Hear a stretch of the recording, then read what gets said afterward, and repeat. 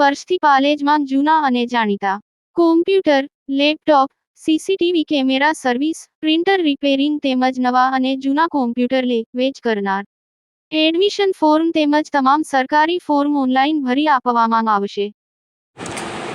કિયા ગ્રામ પંચાયતમાં ચૂંટાયેલી એકતા પેનલે કાર્યભાર સંભાળ્યો.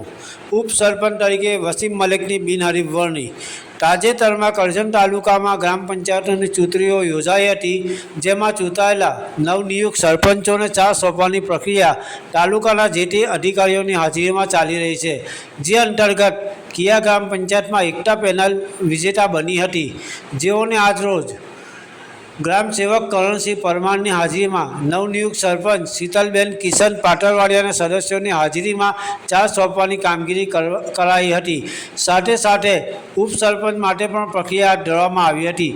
ઉપસરપંચ તરીકે વસીમ મલેકની ચૂંટાયેલા એકતા પેનલના સરપંચ સહિત સદસ્યોએ બિનહરીફ વરણી કરી હતી. એકતા પેનલે ચાર્જ સંભાળતા સરપંચ સહિત ઉપસરપંચને હારટોળા કરી અભિવાદન કર્યું હતું.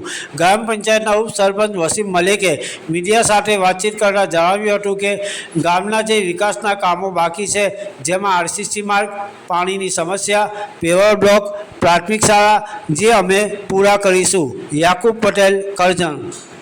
આજરોજ તારીખ 16/7/2025ના રોજ તાલુકામાંથી અધિકારીશ્રી આવેલા અને મને ચાર્જ આપેલું. એમાં બિનહરીફ ડેપ્યુટી સરપંચ તરીકે હું પોતે ચૂંટાવી છું. સતત તમે બીજી વાર જ્યારે ચૂંટાઈ રહ્યા છો તો ગામના કયા કયા વિકાસના કામો કરશો? ઘણા બધા કામો બાકી છે, જેમ કે આરસીસી, પેવર બ્લોક, પાણીની સમસ્યા, સ્ટ્રીટ લાઇટ, પ્રાથમિક શાળાનું કામ, ઘણા બધા કામો બાકી છે તે ટૂંક સમયમાં અમે પૂરા કરીશું.